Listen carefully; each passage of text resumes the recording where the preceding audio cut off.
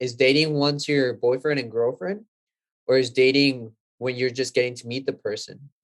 Yeah. Because a lot of people have told me like, no, dating is once you're ready with them in a relationship, like your boyfriend and girlfriend. And I've heard the other way, like dating is like when you're just getting to meet them.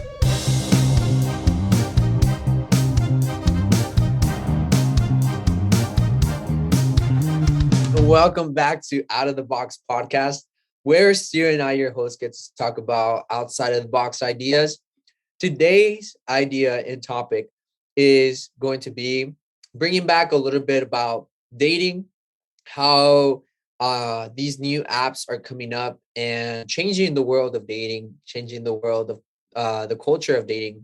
And we're just going to talk about it objectively, what we have seen, just maybe some personal testimonies or things we've heard from other people as well.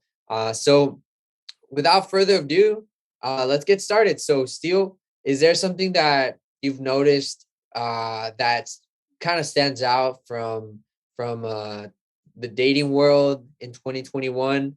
Uh, what are your initial thoughts? Yeah. I mean, personally, I'm not sure. Just because I'm not always 100% in the dating game, I guess. I mean, I tried like dating apps, but not much luck. It's kind of like hard, and you don't get many matches or no response, or I have noticed that. And I was like, is this just me? Am I doing something wrong? But then I looked it up, and it turns out a lot of guys, it's actually extremely common, statistically common for guys on dating apps now these days, to just not get as many matches and to not get as many responses. Like maybe one girl will respond out of like 30 or something like that. And you can look that up online. I think different websites. There's one website I think that actually compiled all of the Tinder data for men, and just to like find patterns and stuff. And that was one of the ones. Other than that, so in terms of 2021 and 2020 specifically, like we were going to talk about, is the coronavirus. Like, how has that changed, right? So the coronavirus, for the first time in I don't know when, right? Everyone's been, and it's been getting better now, but like for a long time, for almost a year, everyone was like kind of stuck in their house, you know, Yeah, can't go outside, can't like go to the store to meet people, restaurants, all stuff shut down, theaters shut down. So like, where do people go to date, right? And then people are not really supposed to be interacting in person with each other. It's supposed to be limited. And so that might have changed things too. For it might have made people feel lonely for the first time who had never felt lonely before. And we saw that the mental health was getting worse kind of as it progressed, because isolation just has that effect on any human being, or most human beings, I guess. But the other thing, I guess, is the other effect it might have had is making people more eager, kind of like where you take things for granted. Like maybe you take dating in person for granted, or dating in general for granted, and you realize what you're missing. And then maybe it's going to make people more eager to get back out there in the dating game once all of this stuff kind of lifts up fully, right? So I don't know. First thoughts on that. yeah. I mean, it makes sense that the pandemic also had some effects in itself as well, and I think we're just seeing some of the trickles out of it. The pandemic, like you said, has put us in isolation mode. And since we are social beings, we just want to connect with people. And maybe that's why online dating picked up so much speed because, like you said, since one couldn't go out, then how do you meet other people? Like, how do you connect with other people? And online dating became an aspect, a big running up aspect to the dating world and to actually finding others. So like you said, I thought it was very interesting that you mentioned that one of the things that is happening with the online dating is that sometimes, like you said, guys don't get that much you know matches in itself, like, and I don't think it's that they don't get matches, but it's just sometimes a little bit harder to like filter through, um I don't know, I think there's some good things about it as well, though. Like, online dating can in a way help you narrow down sometimes, like people that might have the same interest as you. What do you think about that? You Yeah, know? I wouldn't. Yeah, I would never argue against that. Like, I think it certainly makes it easier to find someone that you match with because and it depends on how much people fill out their dating profiles and which dating app you're using. Some of them barely give any information about the other person. The ones that do, so yeah, you can. There's some that even have algorithms built in to match you with people who match your interest, personality, religious, political views, Beliefs, yeah. your type. So that's. I mean, I'm not. I think that's a good idea. How beneficial it is, I don't know. Like practically, like I don't know how well it works. I don't know. I've heard stories and stuff, but that's like as far as I know about it, I guess. And I've heard Yeah, stories of people, finding people who match them really well and getting married. So for some people, it does work really well. yeah, yeah, that's for sure. And I think it's sometimes like a hit and miss, like any type of dating, sometimes you do find someone that matches your beliefs or it matches, what you like and stuff. But sometimes it doesn't, and doesn't mean that it's always going to work out. But it gives you a good chance to have something to say, right, to the other person. Hmm. Yeah, I think yeah, for sure. It's very interesting right now. How people are finding their partners. Um, yeah, it's I'm sure like and I think I'm trying to put myself in both shoes, of both girls and guys, trying to date, and sometimes it's like there's so many things that go into it. Like for example, in online dating, what are you gonna put on your profile? Sometimes there's limited amount of characters that you can put on your profile or your bio. And Right. then some like some depending on the apps, they have like questions that you can answer. You can put pictures and stuff like that. But I think depending on the app, sometimes different apps have different, I guess, reputations, right? And so some are for like hooking up, some are more like for like serious dating. Um, Right. so That's there's a little bit of different ones, right? that's important to differentiate. Yeah. Mhm. Yeah. And so, in online dating, do you think that it's worth people's time to go into online dating? Yeah, that's a good question. I mean, because I do see both sides of it. I hear you. Like I hear you because you Because actually sometimes like people want the more organic, like, oh, I met them at the store, or I met them well, here. to say for me to say what you should do as an audience. I'm talking to y'all right now. For me to tell you all what to do, that's not up to me, right? That's up to y'all. And each person will find benefits and costs depending on what happened. Some people actually might find their wife on a dating app. Some people might find their wife in person. Some people might be more likely either way, right? Or might be in between. So yeah, for me to say like what you should do, I can't really say that necessarily. But what I can say is like what I've heard. I've heard different people say different things, and I've heard some people say like the dating apps that lean more towards hookups kind of create this pattern of hooking up, right? I've heard stories like of people like hooking up after Tinder or something like that, and then like right after the hookup, they're both still in the same room and they're right on Tinder looking for their next hookup. So it kind of just shows you how they kind of feel about the other person. And Yeah. people can do whatever they want, but like some people, I've heard that after doing that for a while, it can be very unsatisfying and it can kind of lead to negative negative feelings, negative emotions, depression. After a while, regret. It depends on the person. Some people it doesn't bother them, but there is a tendency for those kind of dating apps to create this pattern of all of the most attractive guys getting all of the girls, like a minority of men.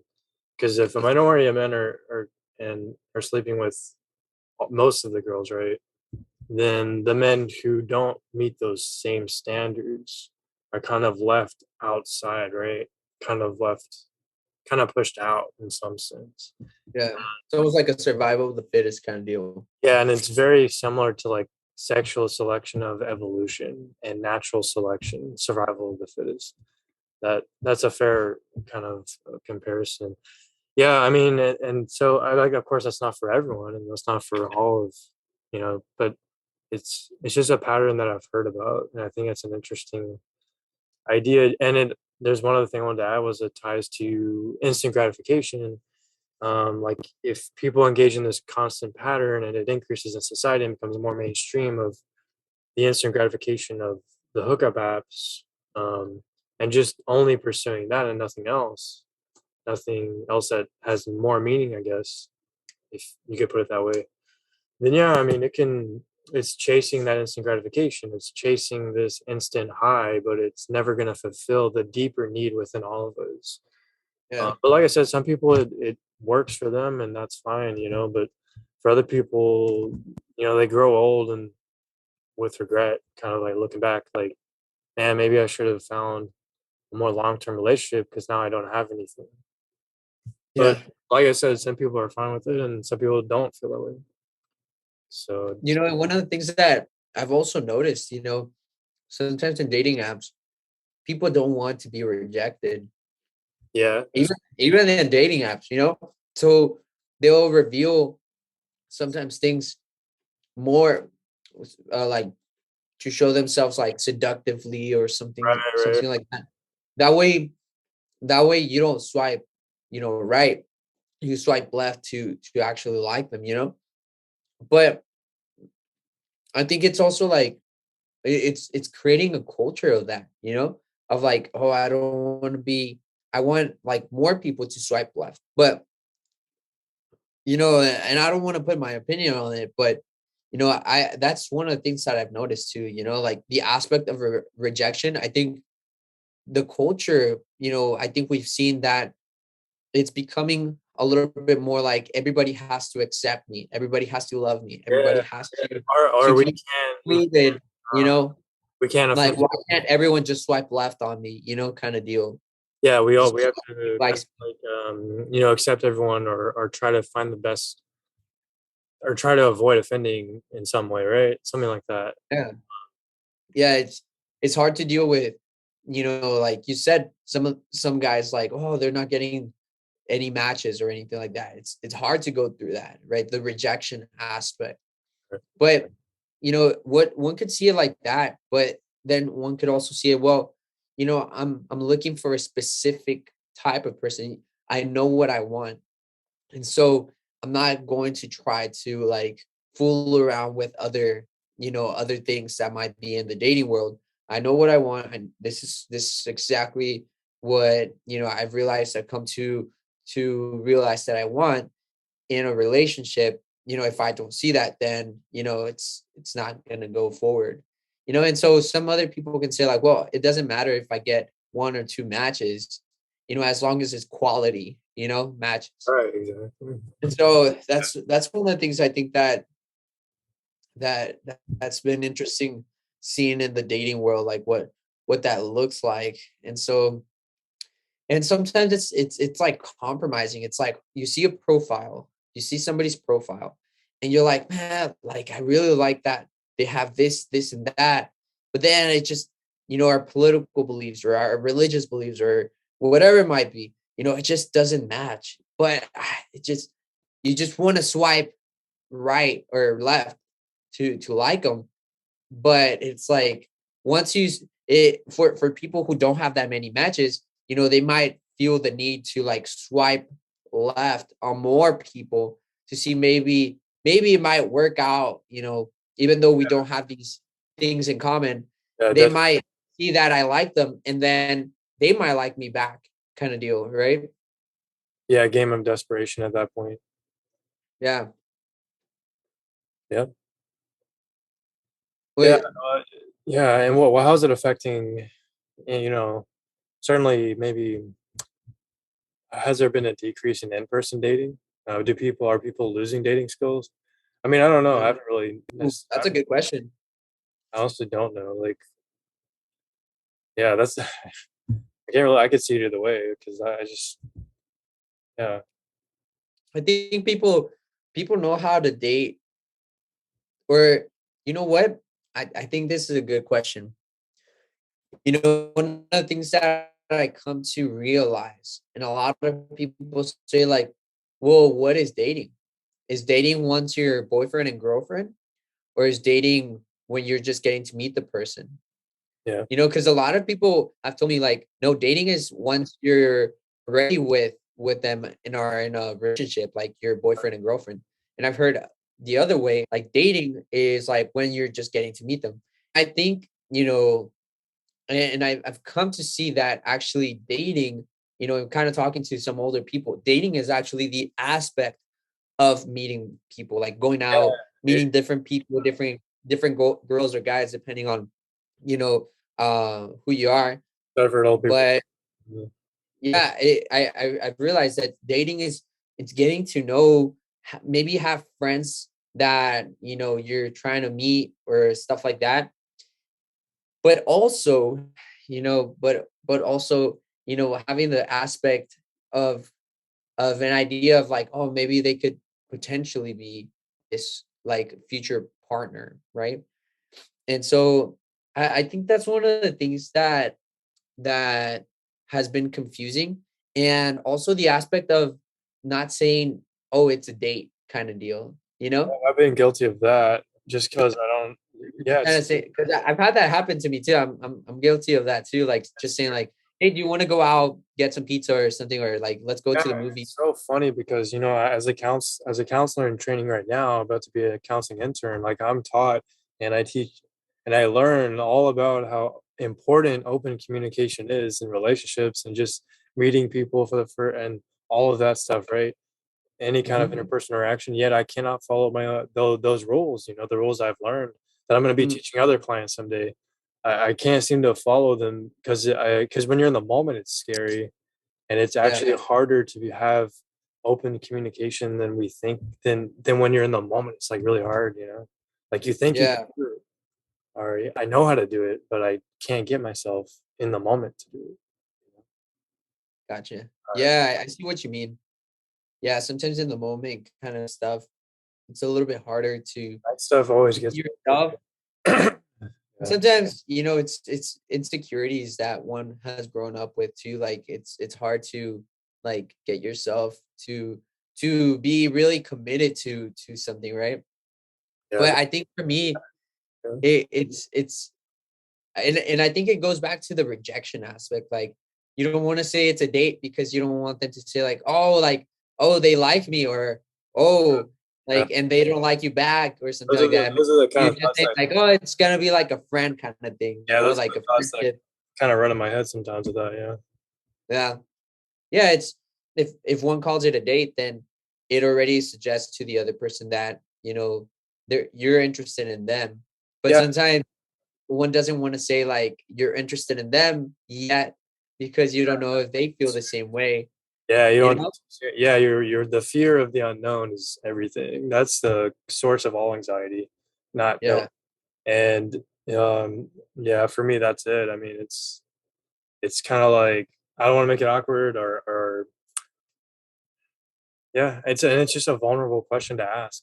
I Yeah. that's what I was told by a counselor one time. Like, anytime you make yourself vulnerable, like by asking someone out, by saying this is a date or are we girlfriend and boyfriend or anything first move like romantic moves and stuff.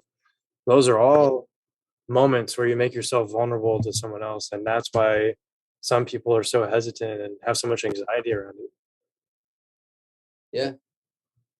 Yeah, that's my final word on that one. Yeah. It's the What about you? What do you think? Yeah, yeah, I think sometimes it's like that in the moment kind of stuff. And it's interesting because I actually saw, you know, there's this professor who actually developed, she talked about dating, in our 21st or like 20th century. And what she was talking about is that, you know, the rise or the decline, there's been a decline for sure of people actually saying we're gonna go on a date. It's sometimes like confusing. It's sometimes like unclear what the other person's intentions are, which can lead to a lot of things, misunderstandings and Yeah. stuff like that of what's actually happening, and so people are signing up for things that they don't even know what's going to happen, right? Like, and so it's kind of like a interesting area. What she told her students was, you know hey, I have this, she at first she had it as an extracurricular assignment, but nobody was doing it, and what it was is, you had to ask out someone on a date, right? And the first date had to be a minimum of 90 minutes. And if you do the date, if you ask for the date, you have to pay for the other person, but it can't be anything, like more than like coffee or something. Just something very simple, but you have to say it's a date, right? So a lot of people said didn't do it the extra credit. And so she made it mandatory. And Ah, so people actually had to go, and it was going to be a great assignment.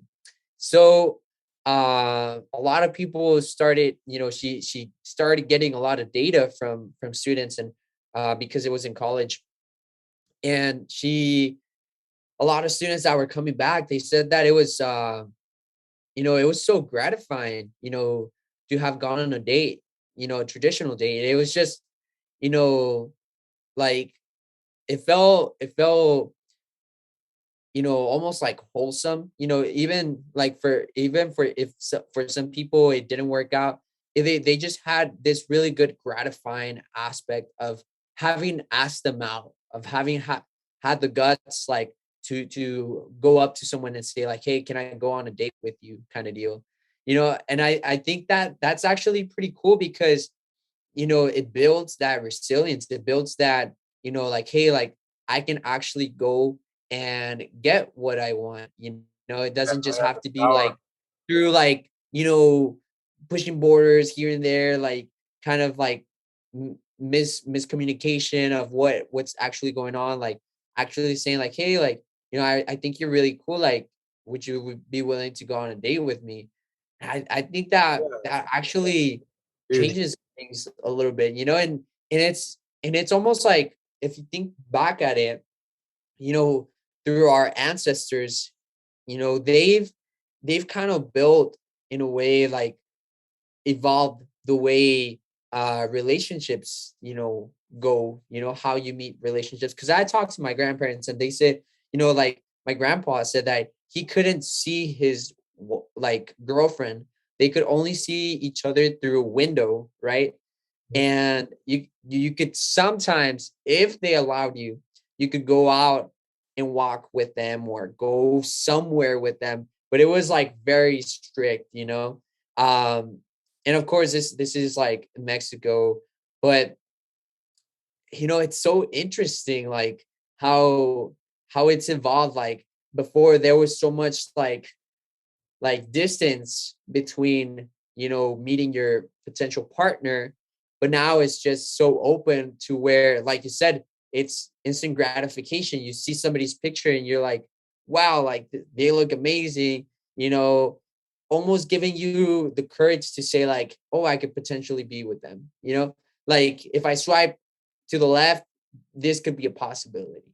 It's almost like winning the lottery, almost, like I feel it's very interesting. I just think it's very interesting. I'm sure a lot of people are meeting a lot of great people, um, vice versa. But yeah, it's an interesting world, and I think it's like what the professor was trying to do is bring back fundamentals in in dating, I think maybe that's things that really she good. saw that were fleeting, that were important in making a relationship, or at least the start of a relationship, work. Yeah, that's what the one I want to add to that is like that's what I really fear is dying in society now, and it's not just me because I see it in comment sections on YouTube and other social media sites. And yeah, that's anecdotal. That's just a couple hundred people that I've seen over the years. But I know it's not scientific. But like from what I've seen though, like people miss traditional dating. A fair amount of people miss that. Like they're like, man, I wish some of these tropes of that dating used to be like existed today. Dating today just isn't. It's not fun, or it's not as good as it used to be. Disappointing. So I think that's really cool what that professor did, and I wish more people had that experience. Just because it's really kind of inspiring in some way. Because I also miss like that traditional kind of dating. Like I wish to go back in a time machine and just I don't know. It seems like things were simpler back then, and they're really complicated now. And they are complicated because technology brings another layer of complexity that wasn't there Yeah. before, and it's here for the Yeah. first time. But Oh yeah, yeah. so like that.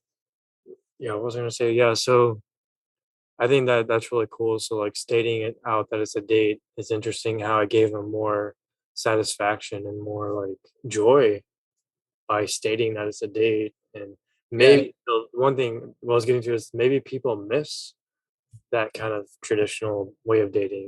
Maybe because it's not as common. What if they don't know, that that's what they wanted or needed, like that's what's interesting because sometimes like our culture just pushes a certain way of doing things, Right? you know, and but maybe they don't realize that, we've kind of fled from these old traditional ways of dating, but which might have some truth to them, right? So Yeah. it's keeping that door open or mind open about the possibilities of what, past generations have done in dating that can help the maybe solve some complexities of our current dating, right? That's the only solution. That's the one solution I can think of, right? Yeah. Mhm. Yeah. Because the story repeats, you know, the history repeats, all the time. And so it's being observant. And I think it's not forgetting that we do have a history of things in our life. We do have ancestors, we do have, other people, and human nature is human nature. It won't change. Maybe our habits might change, maybe our environment might change, but the innate human nature of people still stays the same. And so it's interesting to look at what other people have done in the past to solve the problems of today, and in this case maybe dating. Any Yeah. final thoughts, Steele? I mean, yeah, personally, I mean, I'm worried about the state of dating, just given my personal views. Like I've noticed the changes and it does concern me. And from the little bit that I have kind of looked up about it, it is concern like we mentioned before, like marriage decreasing, less children. Well, that's children, that's one thing. That's a whole different thing. But like, yeah, it makes me wonder, like, it's almost like long-term relationships are kind of being discouraged for to be replaced with instant gratification hookup stuff, and it's concerning. And then I think that all ties into why traditional dating is decreasing, and it could also have a lot to do with anxiety increasing, depression increasing, mental health issues in general increasing, social anxiety, the coronavirus isolation, all of this stuff. It's extremely complicated, but the Yeah, main so thing I take out of it is just being concerned about our future of dating. If it's this bad now, or people are concerned about it now and feeling that way now, I mean, I don't know. Like, will it get better? Will it get worse? yeah. Yeah. Yeah, because you bring up a really good point because dating is the start of a family, right? Dating is the start of a partner, or having, you know, continuing the family of, generations from the past. And so, but the family, and a lot of people might not have seen it this way, but the family is the start of the culture, start of culture, and a group of families make up and move the culture forward together, right? And so, like you said, if families, are at stake, then our culture is at stake, right? And so, one of the things we would just recommend would be have, better dating. Try to find, uh, you know, and I think I don't want to put like, myself what people should do, but for sure, I think that dating is more important than we realize in our society. Not only to prevent like divorce and families being separated, where some kids go to one parent and other kids go to another. Like, divisions in family and family in itself is at stake with dating being Children, the I think the key of that is children's mental health is at stake with all of that, yeah, yeah, and they're the and future. Yeah, yeah, the future, and that brings a lot of weight to it. The future of our society is dependent on how we date it today. is. It is. It's extremely. Wow, it's crazy. It's crazy to think about that. But I'm gonna leave that with you guys. That'll be our final thought. But let us know what you thought. What are your thoughts on dating on 21st century? Do you think, or 20th century? Do you think that there might be something good coming up? Are you into online dating?